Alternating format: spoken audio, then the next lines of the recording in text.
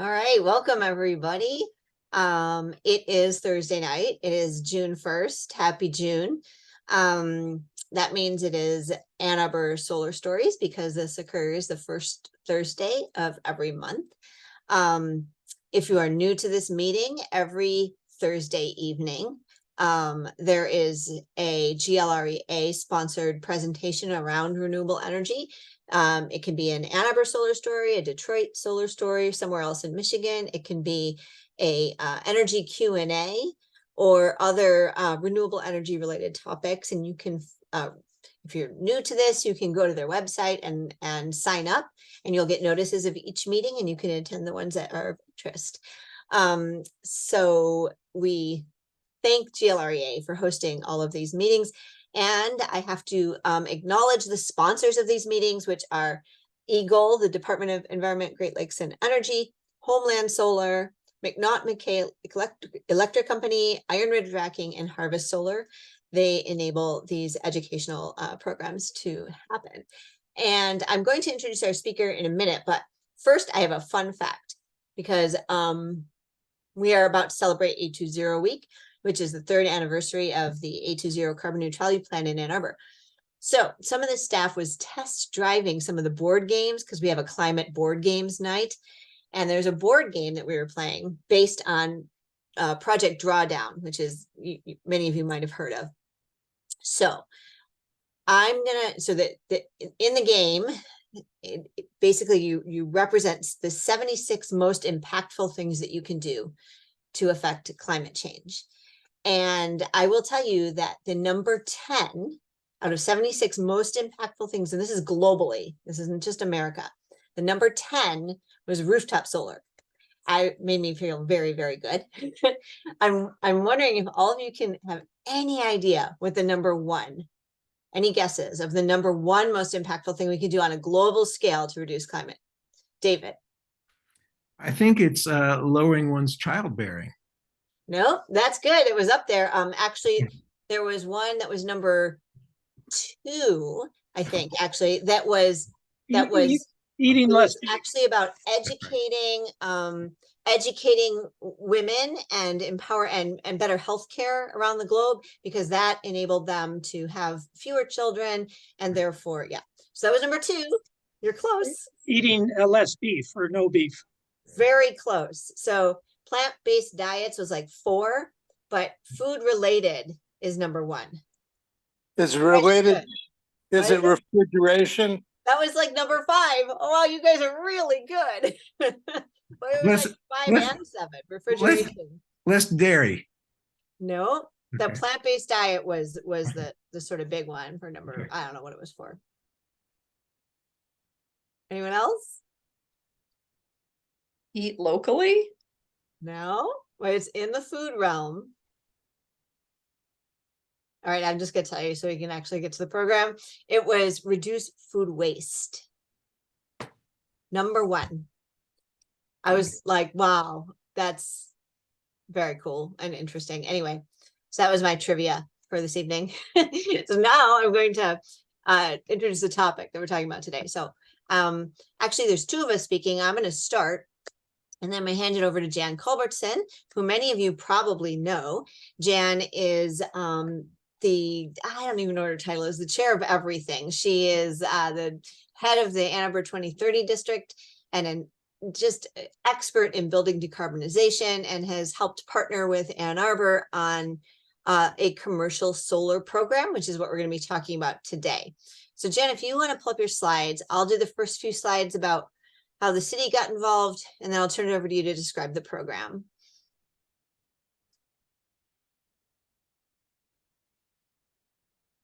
All right, excellent, thank you.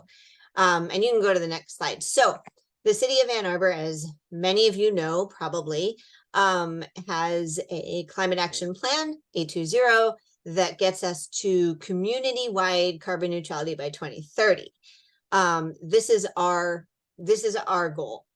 The resilient Washtenaw also has significant climate action goals. Their goals are net zero county operations by 2030 and county-wide, meaning the whole community, by 2035. incredibly aggressive goals.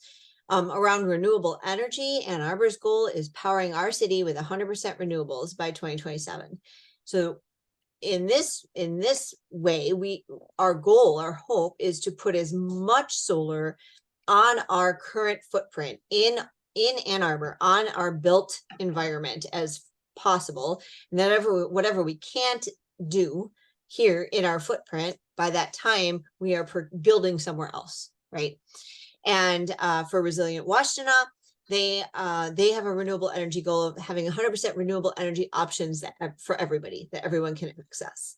So commercial solar is something that we're wanting to incentivize. This slide is not necessary for this group, but this is a slide that we presented when we launched the program, which was what, February, Jan? Is that right? March?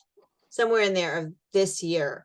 And we had a huge attendance. 100 and some people attended the launch of the commercial solar program. So that was really exciting. And so we did talk a bit about what the benefits to actually owning your own renewable energy is, especially for commercial businesses. You can skip that slide then. So back. There we Great. are. There it Sorry. is. That's okay.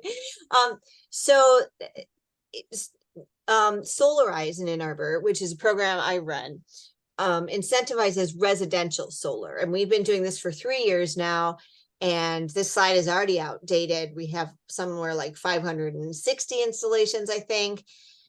And about 4.2 megawatts up through the program. But the reason that I put this up here is because of the adoption curve that we've seen in residential solar based on city programs. We wanted to let people know that when we put our mind to something in the city and really put some manpower behind it, woman power, we can actually make significant change. So this is the adoption curve that's happened with Solarize. So the blue bars down here, this is where how much solar was going up, resident or actually any solar in Ann Arbor. 2019, many of you know, this is the year that net metering went away and got replaced by the inflow outflow thing that DTE is now doing.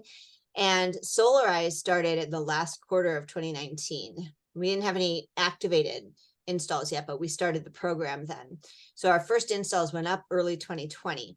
So the expectation was that solar would reduce after 2019 because all the low-hanging fruit people who were looking at net metering going away and decided to jump in had already jumped, but instead it increased.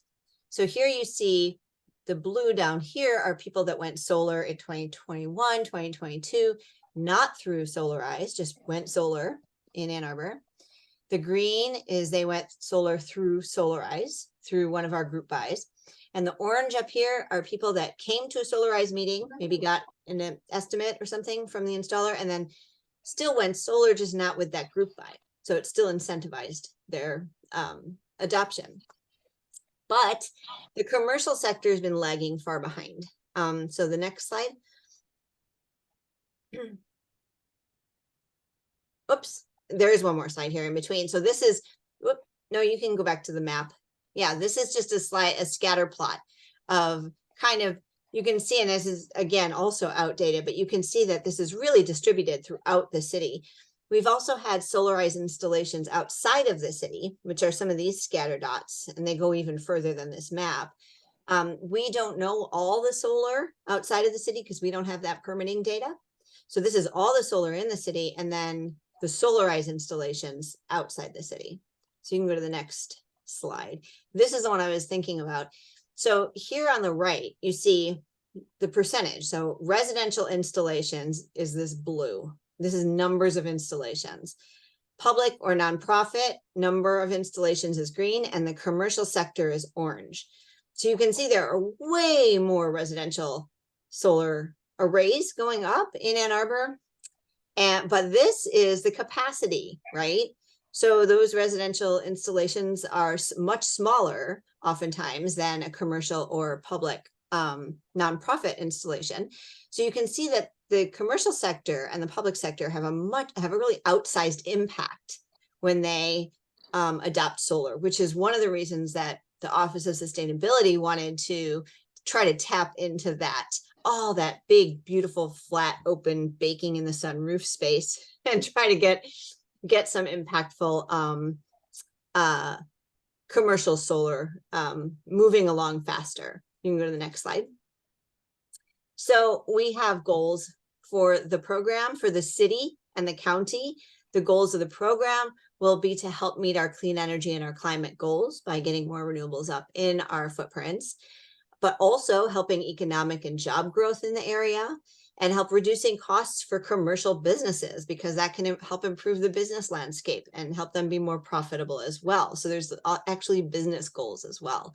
And then the goals that we're pushing for businesses to participate in this program that Jan's about to explain to you.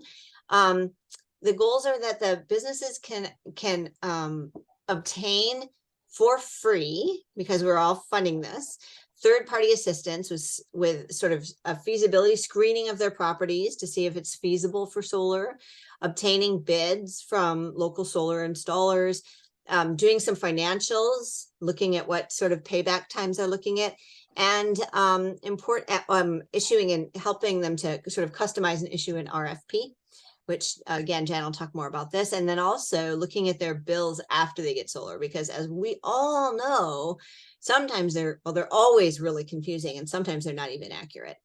So our goal is to help increase the comfort of business owners with adoption of solar. There's a third party, neutral party that's not trying to sell them anything, that's sort of helping them through the process, and reduce the complexity and the time required to try and investigate this on their own. Business owners, this just isn't probably the top priority of what they're thinking about doing. They're running a business. So the easier we can make it for them, the better. So I think that's all of my introduction, and the reason that we reached out with Jan, who had similar goals, and collaborated on this program. So Jan, I'm just going to hand it over to you. All right, great. Yeah, so actually Julie and I have been talking about, Solarize and how do you engage, the commercial building owners, and we kept talking about it, and I kept saying, well, commercial is way different. You have different decision makers. You have oftentimes multi-metered buildings, and you have people that want to get bids from several contractors, and so the Solarize program, we've got to come up with something different. So just a little background on the Ann Arbor 2030 district. We're actually part of a network that's across North America, and we are supporting both the implementation of Resilient Washtenaw and the A20 plan. And our focus is really commercial, institutional, and multifamily buildings. So we do energy, water, and transportation benchmarking. We have right now, I think we're up to almost 350 buildings that we're benchmarking, and that's throughout Washtenaw County. The majority of them are in Ann Arbor, and we have a energy management grant program. We actually give people, it doesn't cost anything to join the district if you're a building owner, and we actually give people money to get them started on their energy efficiency and renewables journey.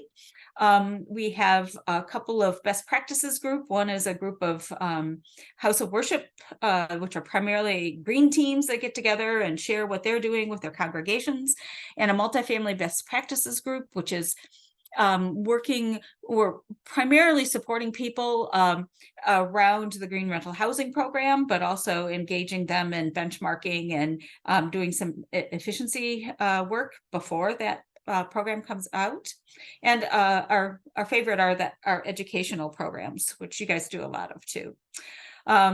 So it's hosted on the Ann Arbor 2030 website, and we'll go to this a little bit so I can show it to you. And it's right up front. And really the technical support is looking at the review of solar feasibility. We have a little, kind of checklist, kind of considerations page that people can look at ahead of time. And then we have a request for proposal template that is easy to adapt for whatever type of solar, battery storage, carport solar. And we're always open to feedback on that template. If solar contractors or owners want to add something or have questions about it, it's a living document. So in talking with folks, it was sort of, well, how do I know my building can work for solar? I have no idea, how to, specify. Someone will come in and, solar really is kind of design build, but I'm not a sophisticated owner. I can't really understand what people are talking about. So this really does help them. And then we help them once they get their proposals back. We help them review. It's never apples to apples. There are always, little tweaks and differences, and help them evaluate the proposals they're getting back. And then the other thing we found, and this has been in our energy audits, we always do a sort of a solar a review for any building that has solar with our energy audits. We have found billing errors. We have found, we just found one building. It's been 8 months. They have a maxed out category 2 solar array, and DTE installed their meter, their generation meter, but didn't do the final step to program it. And so for 8 months, it's just been sitting there. So some pretty outlandish things. We had another one we found where it had been programmed, and this was a solar installer. We couldn't figure out what was going on because they were paying for not only what they were consuming, but they were paying DTE for their renewables. So it added them together. So there are real issues. We found with the Ann Arbor Public Schools, about 25% of their installations had billing inverter inconsistencies. And I have to say this, solar installers, they do their thing and they go. And it's not until you really look at the inverter data and the billing data that you find some of these issues. So we saw that as a really important step. So some of the things that we are not doing, we're not recommending contractors or specific products. We won't actually complete the request for proposal. We'll advise them on actually putting that together. We don't review like their specific designs that they get. We don't assist with the permitting or the financing or apply for tax credits or incentives. So just sort of drawing the line at some of the things that we really can't do. And this is a little bit about, how we, look at the inverter data and the billing data. We've also found out with almost every nonprofit we've looked at, the first bill always has sales tax on it, even though they weren't paying sales tax before. It always has sales tax. So that's something that we look at. We did do 2 pilots, and this was really helpful because it helped us understand some of the needs that they had, and also working out the actual request for proposal. We did the Scioto Township Fire Station, and they just got hooked up last week. It was a ground mount, and it has bifacial panels. We're going to be doing a native planting underneath it. They have a seed now that you can use underneath solar panels. So we're doing that, and then doing some plugs in front of it and some taller grasses on the other side. So the fire department was very interested in what you can plant underneath solar panels. Then the other one was Humane Society of Huron Valley, and they are a predominantly electric facility. They have a geo exchange system. And so this one was maxed out category 2. And I have not heard, they were supposed to be hooked up right about this time. So we're waiting for their actual hookup. So already with our 2 pilots, we have about 228 kilowatts DC installed already. And we're working with 5 other people right now at different stages. And looking to build our capacity for, providing that technical assistance.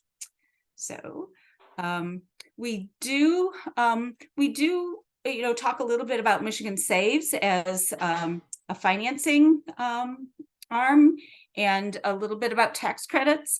And we also direct people to the contractor search engine that Michigan Saves has, as a way of at least providing them with some screened contractors. And I appreciate Julie did quite a bit of conversation with Michigan Saves about when we were launching this. So this is, and one of the things that's very interesting about what Michigan Saves is doing, they're working on a low interest loan product to actually bridge the gap between sort of starting your solar and finishing your solar installation and the time that you actually get, your tax credit, or with municipalities and nonprofits, the direct pay. So that I think is going to be a really helpful product for them. So with that, I'm going to actually just go to our website. If I can escape here. Okay. I have to reshare.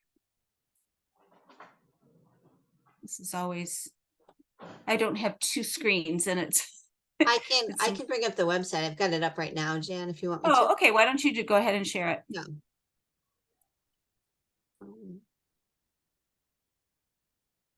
You see that? So this is the landing page for the 2030 district website. And Jan, I can navigate a little bit, but you can. Yeah, sure. Yeah, just go ahead. And so you can, there's a drop down menu. So you just go to the program description and that gets you started.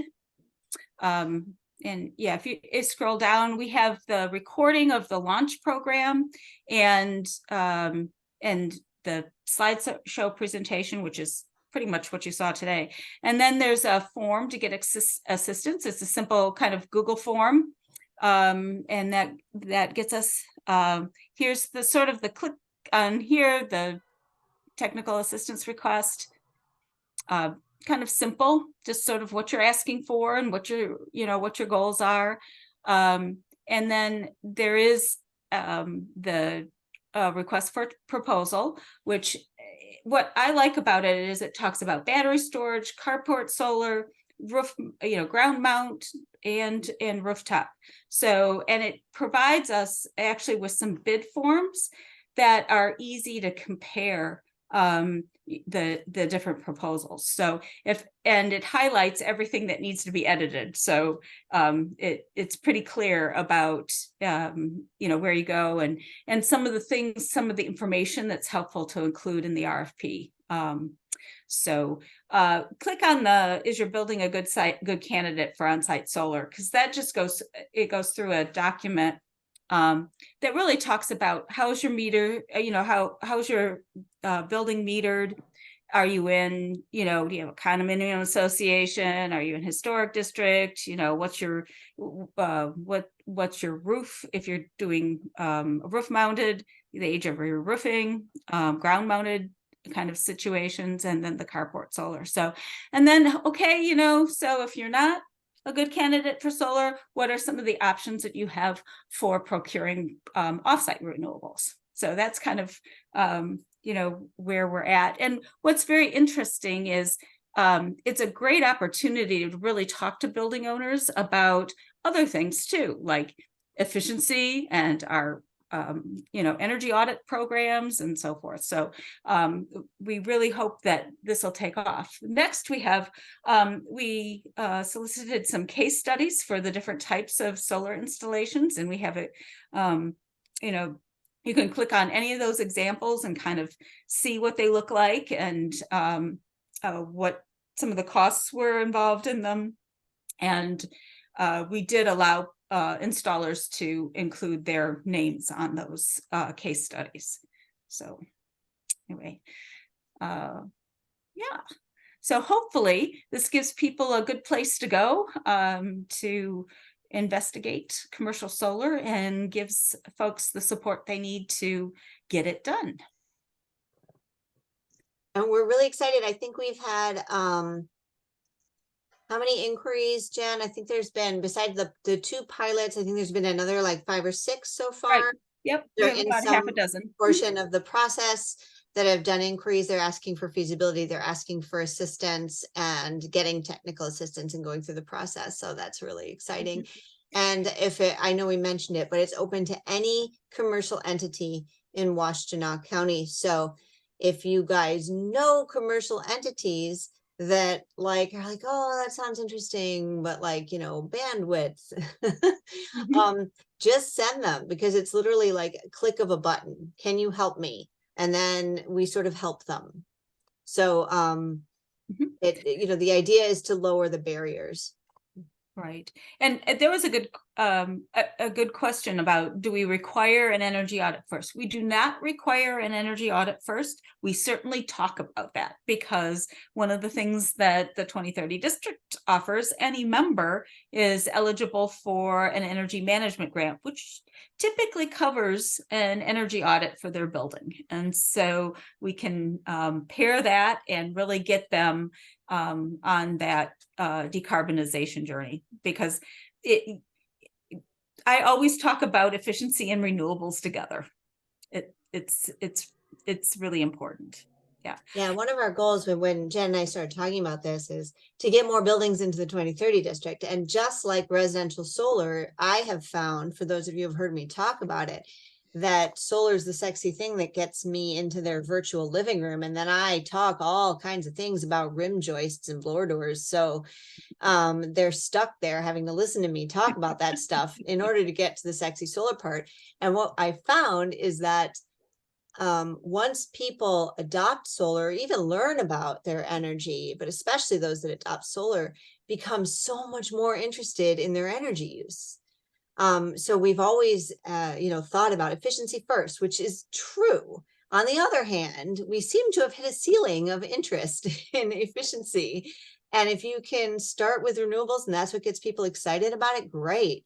Wherever you want to start. And so we've seen people get solar and then they start paying attention to when they're using energy and how much energy they're using. And they start looking at efficiencies, and then they start looking at electrification. I have all this solar and I'm burning gas. So whatever they're in, and I think it could be the same and similar. And what I love about it too is you go back a year later because you want to gather their bills, and hopefully they're already benchmarking with the Ann Arbor 2030 district anyway, so we can tell how efficient they are. So an example, I did Ozone House, and so we looked at their bills it was about 9 months in, because we wanted the summer. And so I said, look at this outflow. You have this outflow on very sunny days. Do laundry, please do laundry. And so they put up signs, if the sun shines, do laundry. And their outflow immediately dropped. And they've maintained a very small outflow ever since then. So I think having that ongoing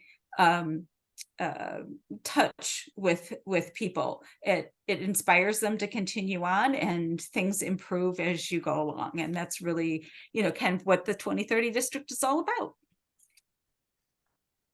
There's a question in the chat, Jan, that I think you kind of addressed quickly, but maybe you can go deeper. And I don't know if you know the specific answer, but it says, has the U.S. Treasury Department and IRS issued final guidance and application forms for nonprofits to monetize the investment tax credit?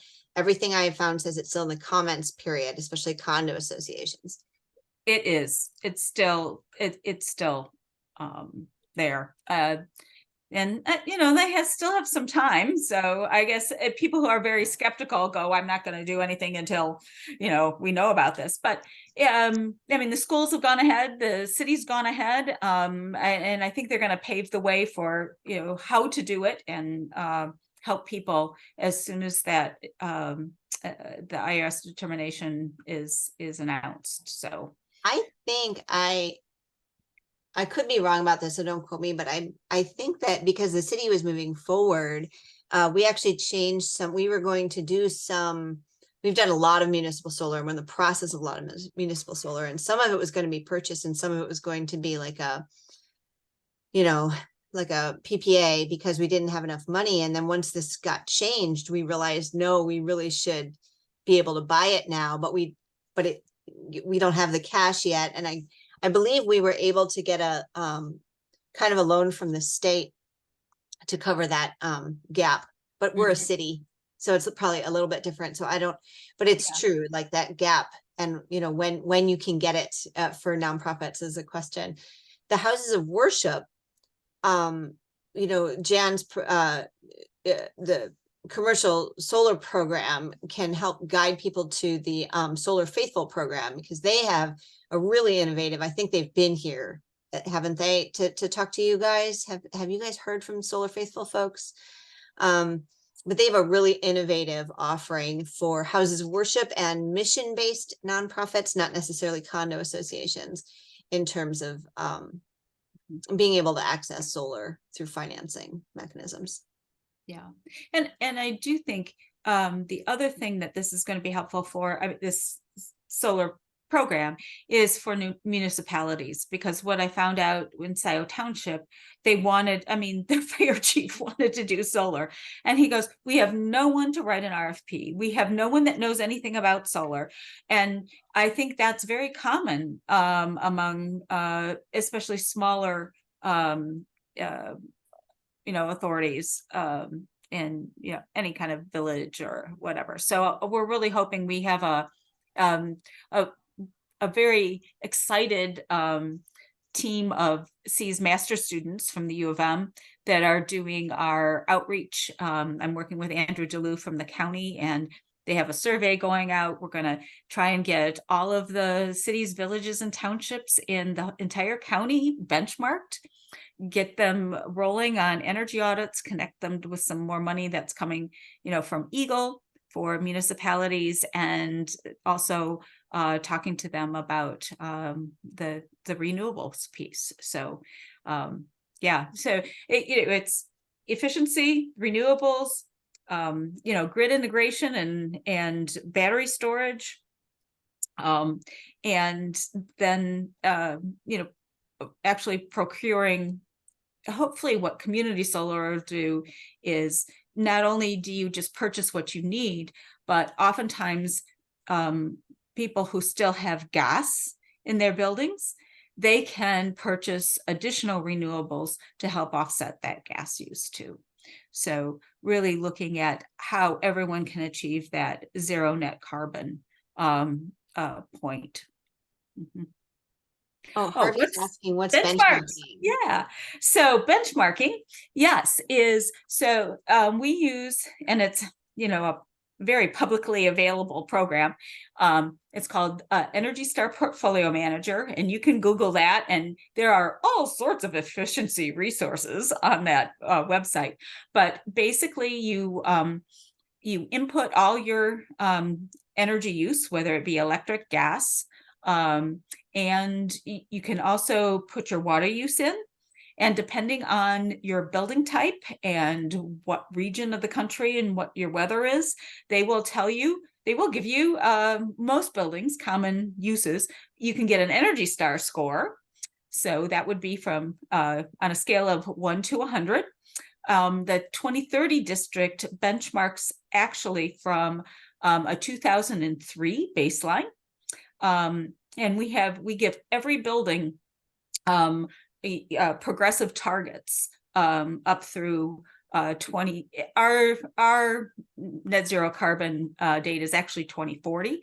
So what we'll do is we'll talk about how you can reach it by 2030 and how you can reach it by 2035, depending where you are. And 2040 is sort of the last gasp. So that's sort of what benchmarking is. And yeah, go ahead. My understanding is that even just benchmarking, even just having the information of the energy of your energy usage tends to result in reductions in your energy usage, even just doing Yeah, that much. Exactly. And what most commercial buildings, they're multi-meter buildings. So we get the aggregated data, and most building owners have no clue how their building is performing.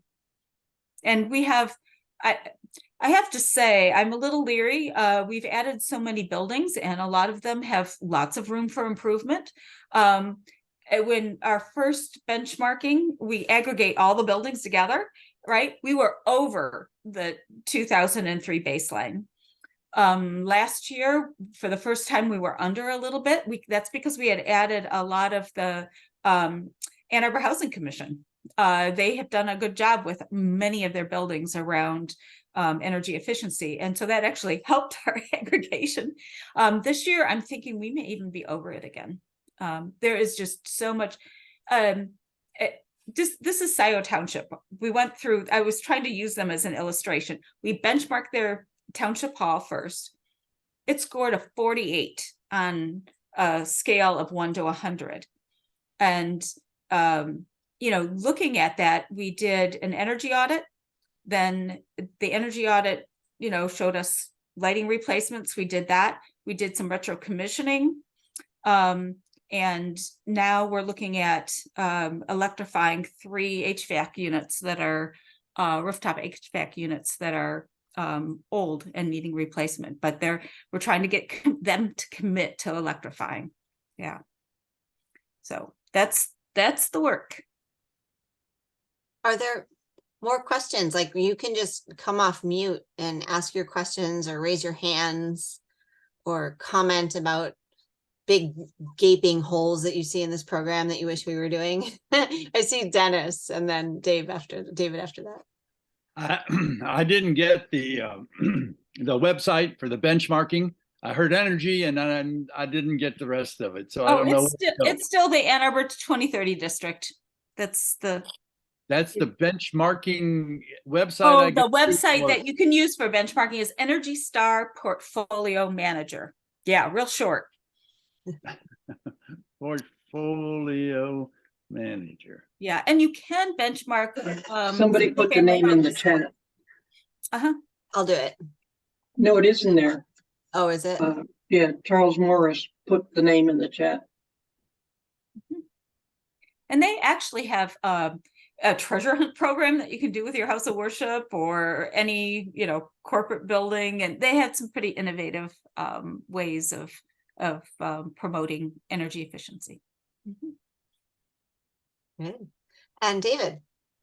Yes, Jan, do you have good strategies for dealing with condominium complexes where each unit is individually metered? Nope. Oh. I thought you were going to answer.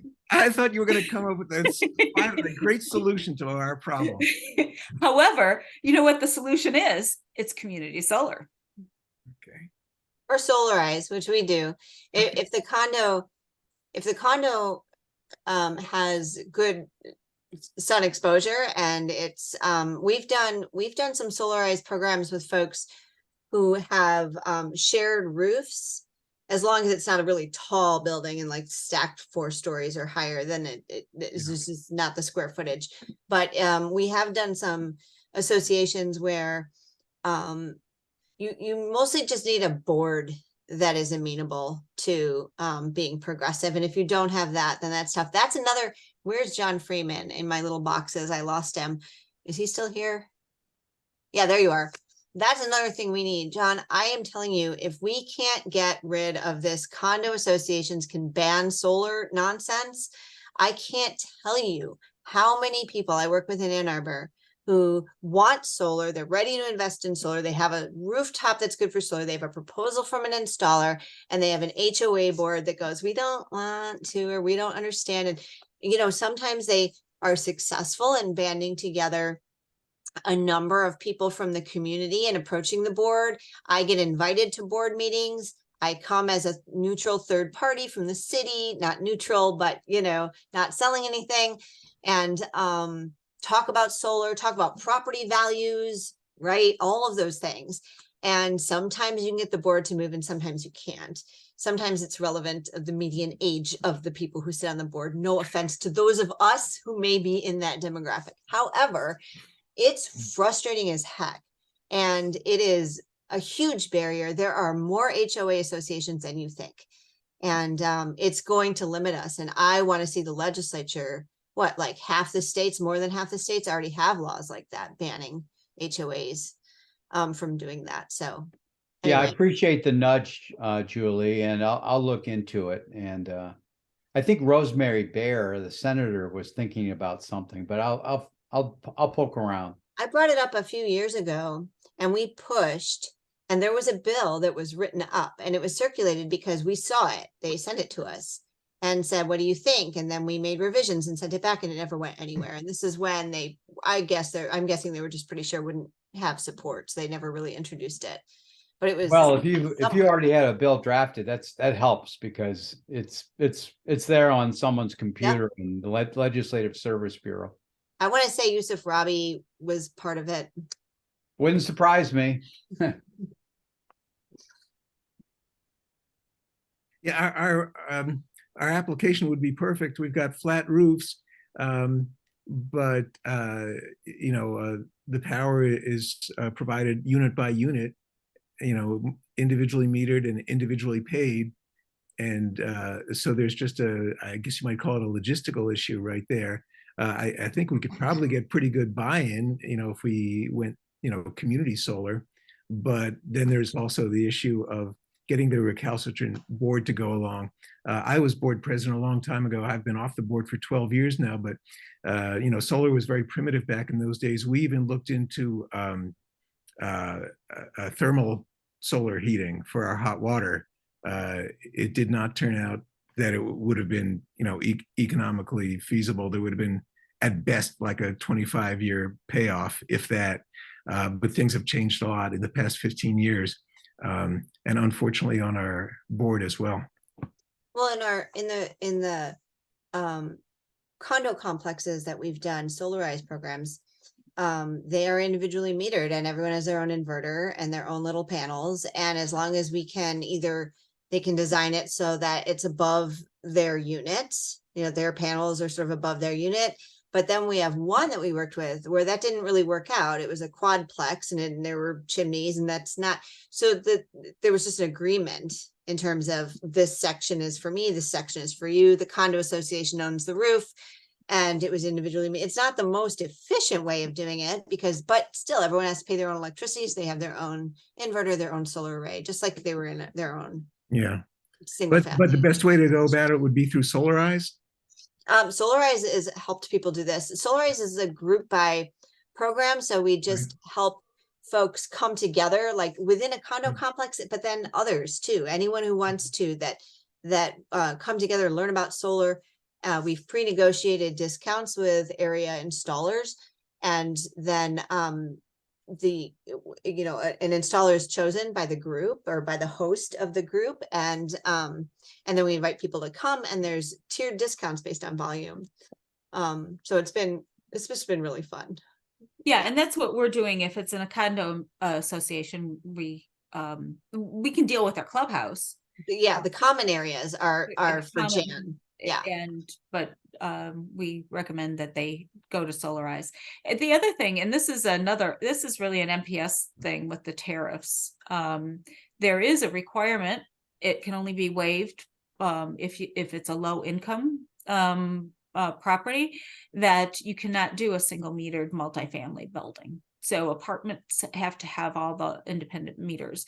And in this day and age, you'd think you could accept that if there were, because you can do back of meter metering if people are worried that they're not going to get billed for what they're using.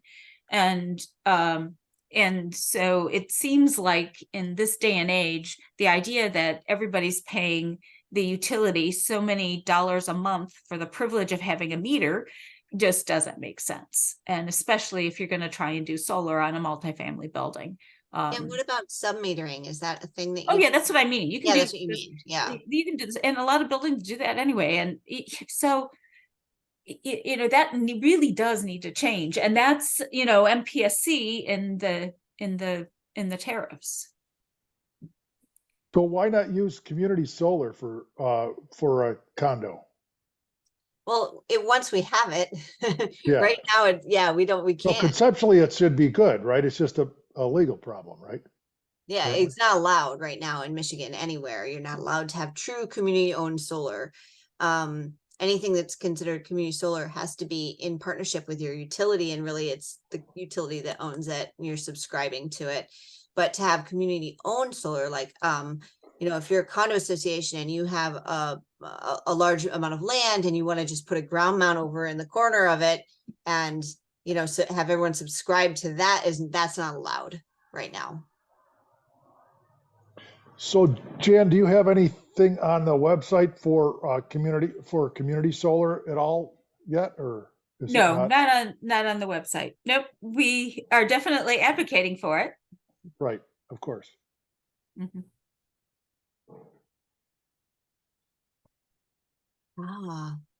More questions, thoughts, feedback? It's a new program. You think any business owners here would think, oh, I would do that?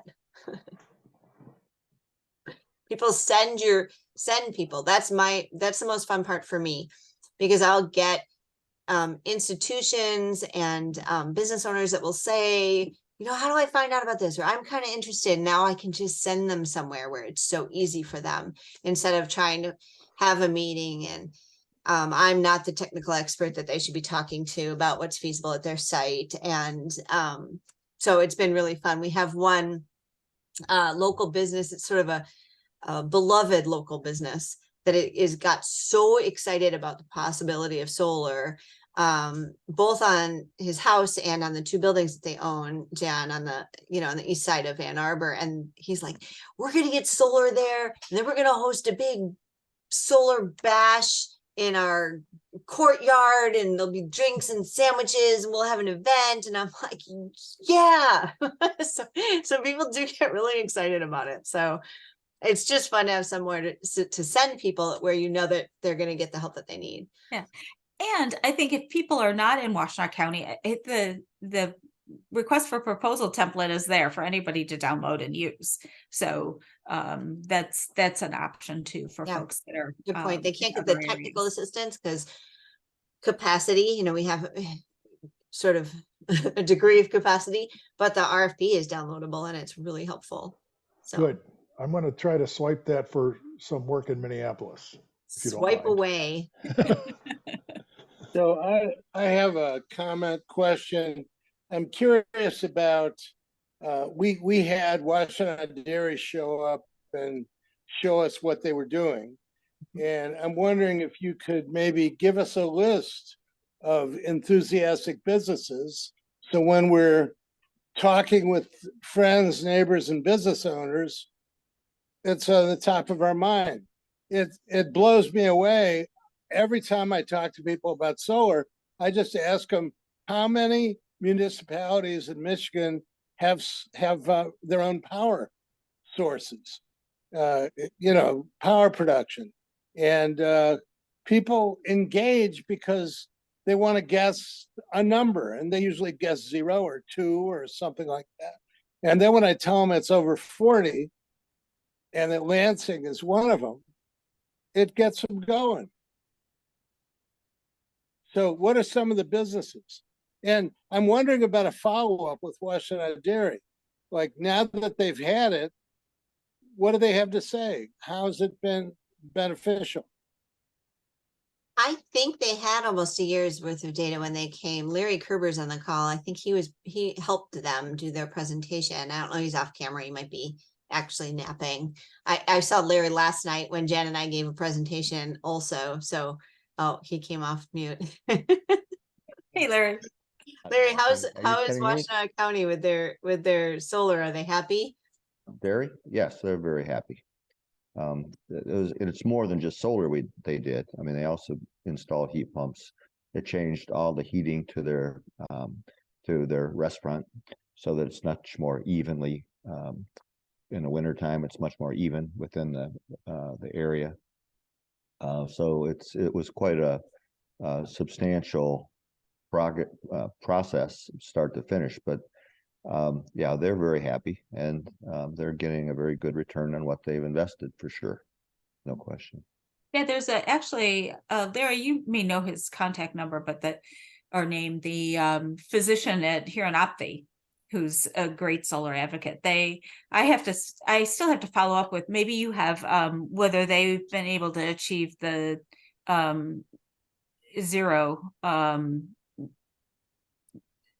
net zero with their installation, but they're an all electric building, and that'll be fun. The doctors you're referencing, but yeah, they're at least they were probably close to 90-95% offsetting of DTE energy, all electric building, as you point out.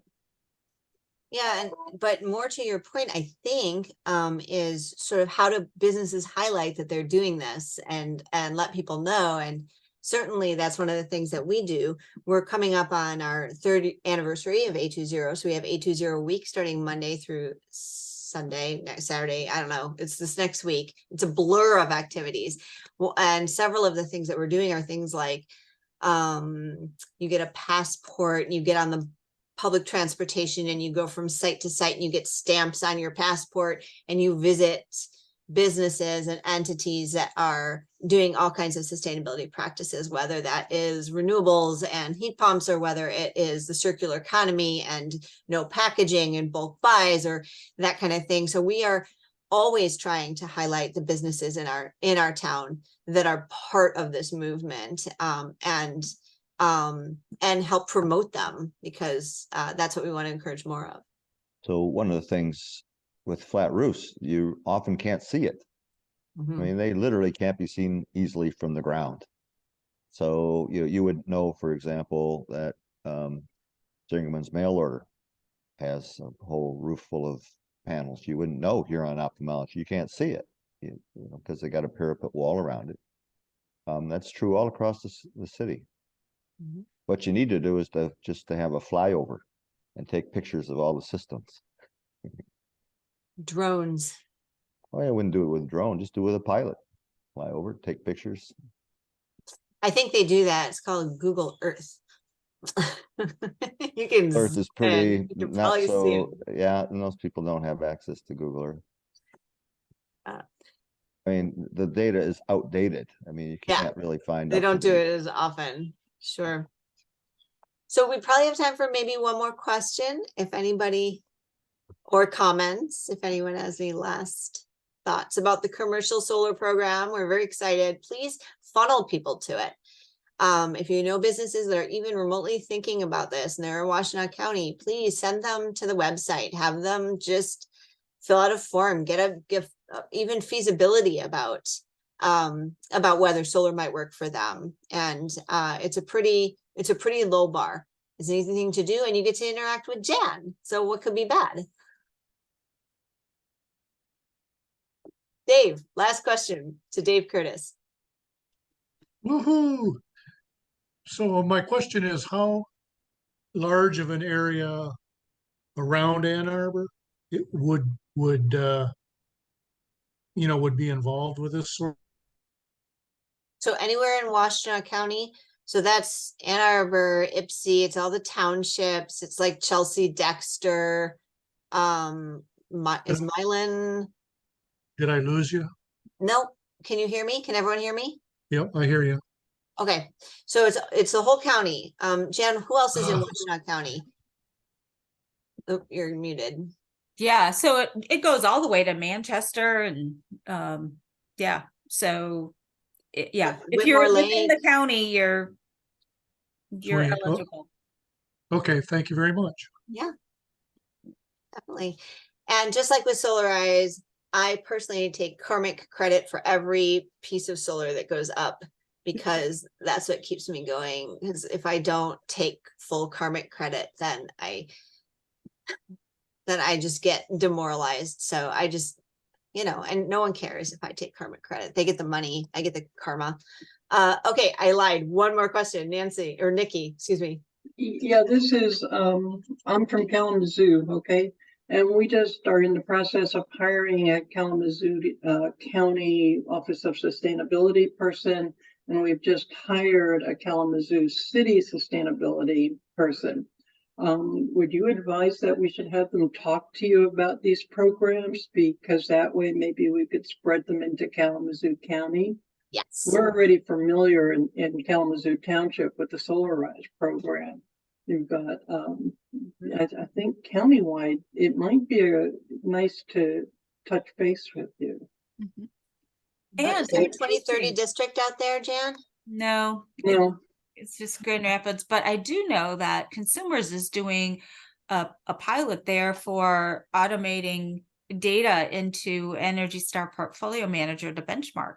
So that's a good thing. And we're trying to get Consumers to expand that program. DTE has a pilot right now, but guess what it doesn't do? It doesn't put solar data in because that it's being financed by the energy waste reduction program and not the solar program. And so therefore you still need all the bills and put it in manually. It's just a pain.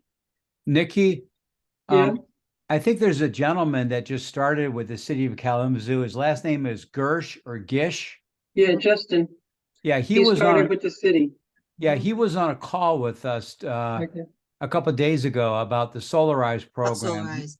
that Julie and GLREA was sponsoring. And so Mr. Gish was learning about it because we met with Kalamazoo several months ago and they were very interested, but they wanted to wait till they hired somebody. And I think this Right. Mr. Gish is the person. And so he was on the call learning about it. So Yeah. we look And- forward to promoting the program within the Kalamazoo area.